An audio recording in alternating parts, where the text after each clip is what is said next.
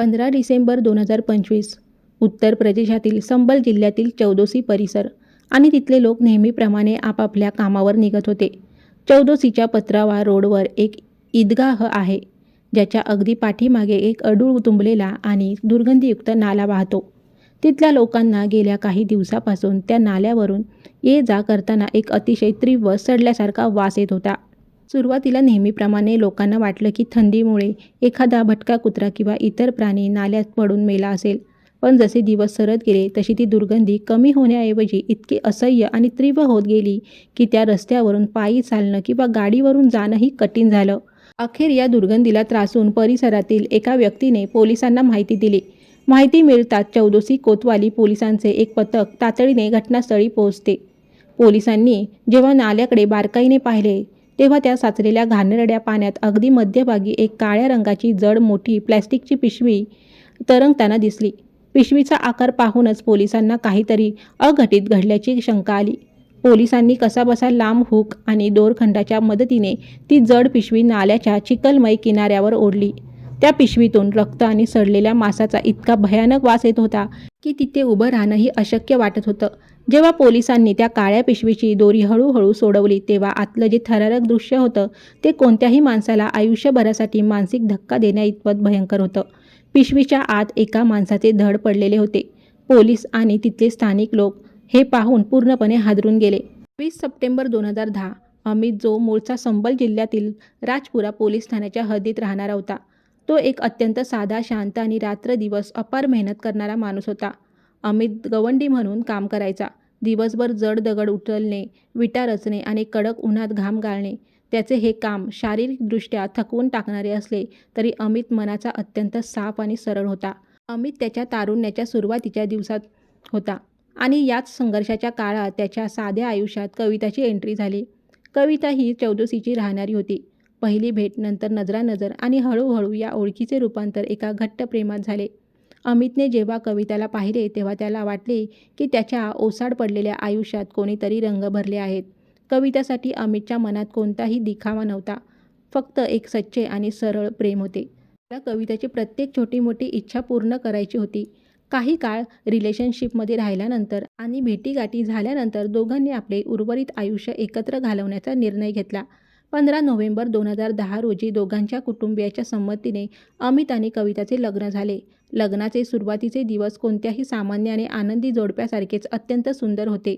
अमित दिवसभर काम करायचा आणि संध्याकाळी जेव्हा घरी परतायचा तेव्हा कविताच्या चेहऱ्यावरचे एक हसू त्याचा दिवसभराचा थकवा दूर करायचे. दोघांमध्ये खूप जिव्हाळ्याचे नाते निर्माण झाले होते.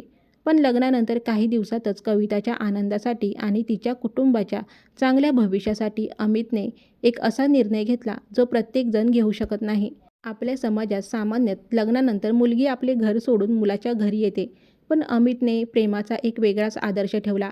कविताला तिच्या माहेरची आठवण यायची आणि तिला चौदोसीमध्येच राहायचे होते. केवळ आपल्या पत्नीच्या या आनंदासाठी अमितने आपले राजपुरा येथील घर, आपले कुटुंब, आपले बालपणीचे मित्र या सर्वांचा कायमचा त्याग केला. त्याने आपले सर्व सामान बांधले आणि तो पत्नीसोबत चौदोसीला आला. कविताच्याच गल्लीत त्याने एक नवीन घर घेतले. अमितने आपला संपूर्ण सपोर्ट सिस्टम मागे सोडला होता, फक्त यासाठी की त्याची पत्नी तिच्या हक्काच्या लोकांमध्ये आनंदी राहावी. चौदोसीला आल्यानंतर अमितला जाणीव झाली की गवंडी काम करून तो आपल्या कुटुंबाला त्या सुखसुविधा देऊ शकणार नाही, ज्याचे स्वप्न त्याने कवितासाठी पाहिले होते. त्याने हिंमत एकवटवली, आपला व्यवसाय बदलला आणि चपल्यांचा शूज व्यापार सुरू केला. सुरुवात छोटी होती, पण अमितच्या मेहनतीत कोणतीही कमतरता नव्हती. तो वेगवेगळ्या बाजारपेठेत जायचा, घाऊक दरात शूज आणायचा आणि ते विकायचा. आता तो एक छोटा व्यापारी बनला होता. वर्षे सरत गेली. 12 मार्च 2015 रोजी त्याच्या आयुष्यात एक नवीन आनंद आला. अमित आणि कविता एका गोड मुलीचे आईबाबा झाले. आता अमित आपल्या मुलीच्या भविष्यासाठी आणखी जास्त मेहनत करू लागला. अमित बाहेर कष्ट करत होता आणि घरात कविता घर आणि मुलीला सांभाळत होती. वर्षानुवर्ष निघून गेली. अमितच्या शूजचा व्यापार आता पूर्वीपेक्षा चांगला चालत होता. त्याची मुलगी आता शाळेत जाऊ लागली होती, पण व्यवसाय मोठा झाल्यामुळे मालाची खरेदी आणि पुरवठ्यासाठी अमितला आता अनेकदा चौदोसी बाहेर राहावे लागायचे. तो दुसऱ्या शहराच्या आणि मोठ्या बाजारपेठांच्या फेऱ्या मारायचा. अनेकदा तो 2-2, 3-3 दिवस घरी परत येत नसे. पण जेव्हा तो परत यायचा, कविता त्याच्यासाठी आवडीचे जेवण बनवायची आणि अमित ही कविता व आपल्या मुलीला पाहून खूप खुश व्हायचा. पण हा सिलसिला अनेक वर्ष सुरू राहिल्यामुळे आणि सतत घराबाहेर लागत असल्यामुळे पती-पत्नींमधील तो जुना संवाद, तो जुना वेळ आता कमी होऊ लागला होता. वर्ष 2015 जेव्हा अमित आपल्या व्यवसायाच्या कामासाठी बाहेर गेला होता, तेव्हा तो अनेक दिवस घरी परतलाच नाही. कविता खूप काळजीत पडली होती. तिने अमितला फोन करण्याचा प्रयत्न केला, पण अमितचा फोन स्विच ऑफ येत होता. यामुळे 25 नोव्हेंबर 2015 रोजी कविताने चौदोसी कोतवाली पोलीस ठाण्यात अमित बेपत्ता झाल्याची तक्रार नोंदवली. एस.एस.पी. अजयसिंह चव्हाण यांनी कविताची तक्रार घेतली आणि पोलिसांनी अमितचा शोध सुरू केला. अनेक दिवसांपर्यंत पोलीस अमितविषयी माहिती मिळवण्याचा प्रयत्न करत होते, पण पोलिसांना अमितचा कोणताही सुगावा लागत नव्हता. दिवस सरत होते, पण अमितचा काहीच पत्ता नव्हता. 15 डिसेंबर 2025 रोजी एस.एस.पी. अजयसिंह चव्हाण यांना एका व्यक्तीचा फोन येतो आणि तो सांगतो की चौदोसीच्या पत्रावा रोडवरील ईदगाहच्या मागे वाहणाऱ्या दुर्गंधीयुक्त नाल्यातून गेले कित्येक दिवस भयंकर वास येत आहे आणि लोकांचे तिथून चालणे कठीण झाले आहे. ही बातमी मिळताच पोलीस थेट तेथे पोहोचतात. पोलिसांनी जेव्हा नाल्याकडे पाहिले, तेव्हा साचलेल्या घाणेरड्या पाण्याच्या अगदी मध्यभागी एक काळ्या रंगाची जड पॉलिथिन बॅग तरंगताना दिसली. पिशवीचा आकार पाहूनच पोलिसांना काहीतरी अघटित असल्याची शंका आली. पोलिसांनी कसाबसा लांब हुक आणि दोरखंडाच्या मदतीने ती जड पिशवी किनाऱ्यावर ओढली. पिशवीतून रक्त आणि सडलेल्या मांसाचा इतका भयानक वास येत होता की तिथे उभे राहणंही कठीण होतं. जेव्हा पोलिसांनी त्या काळ्या पिशवीची चेन हळूहळू उघडली आणि आत पाहिले, तेव्हा त्यांच्या पायाखालची जमीनच सरकली. पिशवीच्या आत एका माणसाचे धड पडलेले होते. तिथे उभे असलेले लोक हे पाहून पूर्णपणे थक्क झाले. त्या धडाला डोके नव्हते. दोन्ही हात आणि दोन्ही पायही अत्यंत निर्दयीपणे कापलेले होते. पोलिसांसमोर फक्त एका माणसाच्या छातीचा आणि पोटाचा भाग पडला होता, जो नाल्याच्या घाणेरड्या पाण्यामुळे अत्यंत वाईट पद्धतीने सडला होता आणि फुगला होता. मृतदेह इतका सडला होता की तो माणसाचा आहे की प्राण्याचा हे ओळखणंही कठीण होते. पोलिसांनी तात्काळ तो मृतदेह शवविच्छेदनासाठी पाठवून दिला. जेव्हा फॉरेन्सिक डॉक्टर त्या सडलेल्या मृतदेहाची तपासणी करत होते, तेव्हा त्यांची नजर धडाच्या खांद्याजवळ आणि हाताजवळ शिल्लक राहिलेल्या त्वचेच्या एका छोट्या तुकड्यावर पडली. पाण्यात सडल्यानंतरही त्या त्वचेवर एक अंधुकशी खूण बाकी होती. डॉक्टरांनी जेव्हा ती जागा काळजीपूर्वक साफ केली, तेव्हा तिथे एक टॅटू होता आणि त्या टॅटूवर स्पष्ट अक्षरात नाव लिहिले होते, अमित. ही गोष्ट डॉक्टरांनी पोलिसांना सांगितली. अमित नाव ऐकताच पोलिसांच्या डोक्यात प्रकाशाचा कट्टा पडला. त्यांनी लगेचच परिसरातील बेपत्ता व्यक्तींच्या फाईल्स तपासल्या आणि थेट 25 नोव्हेंबर रोजी कविताने नोंदवलेल्या अहवालावर पोहोचले. पोलीस समजून गेले की हा मृतदेह दुसरा कोणाचा नसून अमितचाच आहे. जेव्हा ही गोष्ट कविताला समजली, तेव्हा पती गमावल्याच्या दुःखात ती पोलिसांसमोर ढसाढसा रडू लागली. यानंतर पोलिसांनी आपला तपास पुढे नेला. तपासादरम्यान पोलिसांनी सर्वात आधी कविताची चौकशी सुरू केली. जेव्हा एस.एस.पी. अजयसिंह चव्हाण कविताला प्रश्न विचारत होते, तेव्हा कविता प्रचंड घाबरलेली दिसत होती. पोलिसांना वाटले की कदाचित पतीच्या जाण्याच्या दुःखात कविता स्वतःला सावरू शकत नाहीये. पोलिसांनी कविताला विचारले की अमितचा कोणी शत्रू होता का किंवा कोणाशी भांडण झाले होते का? त्यावर कविता म्हणाली, माझे पती गायीसारखे भोळे होते. ते फक्त आपले कुटुंब आणि आपल्या कामावरच लक्ष केंद्रित करायचे. पोलिसांनी त्यानंतर कविताला घरी जाऊ दिले. यानंतर पोलिसांनी अमितच्या घराची झडती घेतली.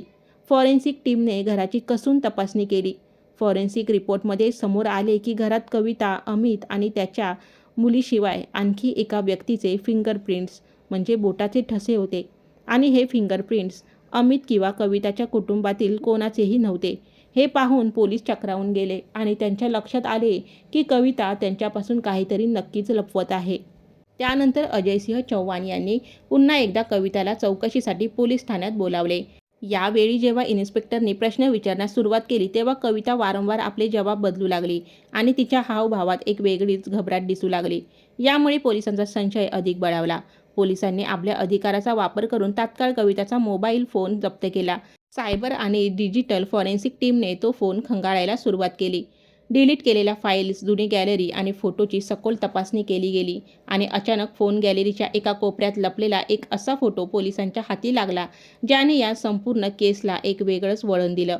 तो फोटो दिसायला खूप सामान्य होता. त्या फोटोत कविता एका माणसासोबत अतिशय जवळून आणि अपरिहार्य स्थितीत उभी होती. पण पोलिसांची तीक्ष्ण नजर कविता किंवा त्या माणसावर नव्हती, तर त्या फोटोच्या बॅकग्राऊंड डिटेल्सवर होती. त्या फोटोतील माणसाने एक विशिष्ट पॅटर्न असलेला टी शर्ट घातला होता. हे पाहताच पोलिसांच्या अंगावर काटा आला, कारण त्या फोटोत दिसणारा टी शर्ट हुबेहूब तसाच होता, ज्या टी शर्टचा कपडा नाल्यात मिळालेल्या त्या सडलेल्या धडासोबत जप्त करण्यात आला होता. पोलिसांनी ताबडतोब तो फोटो आणि नाल्यातून मिळालेला तो सडलेला कपडा कविताच्या समोर टेबलावर टाकला. डिजिटल पुरावे आणि तो कपडा पाहून कविता पूर्णपणे हादरली. अखेर पोलिसांच्या दबावापुढे झुकून कविताने जी सत्यकथा सांगितली ती ऐकून एस.एस.पी. अजयसिंह चव्हाण यांचे डोळे विस्फारले गेले. कविताने कबुली देताना सांगितले की माझे आणि अमितचे जेव्हा लग्न झाले तेव्हा माझ्यासाठी त्याने आपले घर, आपले कुटुंब सोडले होते. पण जेव्हा आमची मुलगी झाली तेव्हा तिच्या संगोपनासाठी तो आपल्या शूजच्या व्यवसायानिमित्त नेहमी घराबाहेर राहू लागला आणि त्यामुळेच आमच्यात दुरावा निर्माण झाला. जेव्हा जेव्हा तो घरी परत यायचा तेव्हा आमच्यात भांडणे व्हायची. हळूहळू माझे अमितवरील प्रेम कमी होऊ लागले होते आणि नेमका त्याच काळात माझ्या आयुष्यात विक्रम नावाचा माणूस आला. विक्रम चौदोसीच्या त्याच गल्लीत राहणारा होता. सुरुवातीला एक साधी ओळख झाली. त्यांचे रूपांतर भेटीगाठीत झाले आणि हळूहळू या भेटीचे रूपांतर एका अवैध आणि अनैतिक संबंधात झाले. जेव्हा जेव्हा अमित कामासाठी शहराबाहेर असायचा तेव्हा विक्रम कविताला भेटण्यासाठी तिच्या घरी यायचा. पण विक्रमने त्यांच्या 10 वर्षाच्या मुलीला पाहिले होते आणि विक्रमला नीट ठाऊक होते की ही मुलगी कविता आणि त्यांच्या अवैध संबंधाबद्दल अमितला नक्की सांगेल. म्हणूनच विक्रम तिचे तोंड बंद ठेवण्यासाठी जेव्हा जेव्हा घरी यायचा तेव्हा तिच्यासाठी भरपूर चॉकलेट्स आणि खेळणी घेऊन यायचा. विक्रम आणि कवितामधील प्रेम वाढत गेले. त्यांच्यात शारीरिक संबंध प्रस्थापित झाले आणि अमित या सर्व गोष्टींपासून अनभिज्ञ राहून बाहेर आपल्या पत्नी आणि कुटुंबासाठी रक्ताचे पाणी करत होता. नोव्हेंबर 2025 मध्ये जेव्हा अमित आपल्या व्यवसायासाठी बाहेर गेला होता तेव्हा विक्रम नेहमीप्रमाणे कविताला भेटायला येत होता. पण 17 नोव्हेंबर 2025च्या त्या रात्री कविता आणि विक्रम दोघेही बेडरूममध्ये एकत्र होते. कविताला वाटले की अमित काही दिवसानंतर येईल, पण काही कारणास्तव अमित त्याच रात्री अचानक घरी परत आला. अमितने जसा आपल्या बेडरूमचा दरवाजा उघडला तशी त्याच्या पायाखालची जमीन सरकली. समोरचे दृश्य असे होते जे पाहून कोणत्याही पतीचे रक्त उसळेल. ज्या पत्नीसाठी त्याने आपले घरदार, कुटुंब सोडले होते, ती पत्नी तिच्या प्रेमी विक्रमसोबत बेडवर रोमांस करत होती. हा विश्वासघात स्वतःच्या डोळ्यांनी पाहिल्यानंतर अमितचा राग अनावर झाला. विक्रम आणि कविताने घाईघाईत आपले कपडे घातले, पण अमितच्या संतापामुळे दोघांमध्ये प्रचंड हाणामारी सुरू झाली. अमितने कवितावर हातही उचलला. अमितने ओरडत कविता आणि विक्रमला थेट धमकी दिली की सकाळ होताच तुमच्या या काळ्या कृत्याचा आणि अफेअरचा पर्दाफाश मी संपूर्ण समाज आणि नातेवाईकांसमोर करेन. अमितने जेव्हा ही धमकी दिली तेव्हा कविता आणि विक्रमच्या डोळ्यात जणू कफन भरले. त्यांनी त्या क्षणी निर्णय घेतला की अमितला आता या खोलीतून जिवंत बाहेर जाऊ द्यायचे नाही. जवळच पडलेली एक जड लोखंडी रॉड आणि गवंडी कामाचा हातोडा त्यांच्या हाती लागला. त्यांनी अमितच्या डोक्यावर एकामागून एक अनेक जोरदार वार केले. डोक्याला झालेल्या त्या जखमा इतक्या खोल आणि जीवघेण्या होत्या की अमितचा जागीच मृत्यू झाला. हत्येनंतर जेव्हा कविता आणि विक्रमचा राग शांत झाला तेव्हा त्यांच्यासमोर अमितचा रक्ताने माखलेला मृतदेह पडला होता. त्यांना ठाऊक होते की हा मृतदेह असाच घरातून बाहेर काढणे अशक्य आहे आणि इथूनच सुरू होतो या गुन्ह्याचा तो भाग, जो ऐकून चांगल्या चांगल्याच्या अंगावर काटा येईल. दुसऱ्या दिवशी म्हणजेच 18 नोव्हेंबर 2025 रोजी विक्रम बाजारात गेला आणि तिथून लाकूड व लोखंड कापण्याचे एक इलेक्ट्रिक कटर आणि ग्राइंडर मशीन विकत घेऊन आला. विक्रमने ते मशीन चालू केले आणि अमितच्या मृतदेहाचे तुकडे करू लागला. मशीनच्या वेगवान गतीमुळे रक्ताचे बारीक थेंब भिंतीवर आणि छतावर उडत होते.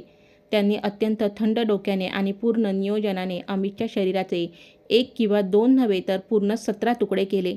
पूर्ण 17 तुकडे मृतदेहाची विल्हेवाट लावण्यासाठी कविता स्वतः चौदोसीच्या बाजारातून जड आणि मजबूत काळ्या रंगाच्या प्लॅस्टिक पिशव्या विकत घेऊन आली. त्या 17 तुकड्यांना त्या पिशव्यांमध्ये पॅक करण्यात आले. त्यानंतर त्यांनी मृतदेहाचे सर्व तुकडे एकाच ठिकाणी फेकले नाहीत. सर्वात जड आणि मोठा भाग होता अमितचे धड. याला एका काळ्या पिशवीत पॅक करून चौदोसीच्या पत्रावा रोडवरील ईदगाहच्या मागे वाहणाऱ्या नाल्यात फेकून दिले. त्यांनी ही जागा यासाठी निवडली कारण तिथे कोणताही CCTV कॅमेरा नव्हता आणि रात्रीच्या वेळी तिथून कोणीही येत जात नसे. दुसरीकडे अमितचे डोके, त्याचे हात आणि पाय त्यांनी खूप दूर राजघाट जवळ वाहणाऱ्या नदीत फेकून दिले. त्यांनी असे मुद्दाम केले कारण वाहत्या पाण्यात डोके, हात आणि पाय मासे व इतर जलचरांचे भक्ष्य बनले असते आणि साचलेल्या घाणेरड्या नाल्याच्या पाण्यात धड खूप वेगाने सडले, ज्यामुळे काही दिवसातच मृतदेहाचा चेहरा इतका विद्रूप होईल की त्याला कोणीही ओळखू शकणार नाही, असा त्यांचा डाग होता. हत्येच्या तब्बल 7 दिवसानंतर 24 नोव्हेंबर 2025 रोजी कविता रडत भेकत चौडोसी कोतवाली पोलीस ठाण्यात पोहोचली. तिने पोलिसांसमोर एका हतबल आणि असहाय्य पत्नीचे नाटक केले आणि आपला पती अमित बेपत्ता असल्याची तक्रार नोंदवली. हा 7 दिवसाचा उशीरही त्यांच्या प्लॅनचाच एक भाग होता. या 7 दिवसात त्यांनी केवळ घराच्या कानाकोपऱ्यातून रक्ताचे डाग मिटवले नाहीत, तर नाला आणि नदीत टाकलेल्या मृतदेहाच्या तुकड्यांना काढण्यासाठी पर्याप्त वेळही दिला. सुमारे 25 दिवसांपर्यंत पोलीस अंधारात चाचपडत राहिले आणि कविताच्या सांगण्यावरून अमितचा शोध घेत राहिले. दरम्यान कविता आणि विक्रम निर्धास्त होऊन आपले आयुष्य जगत होते.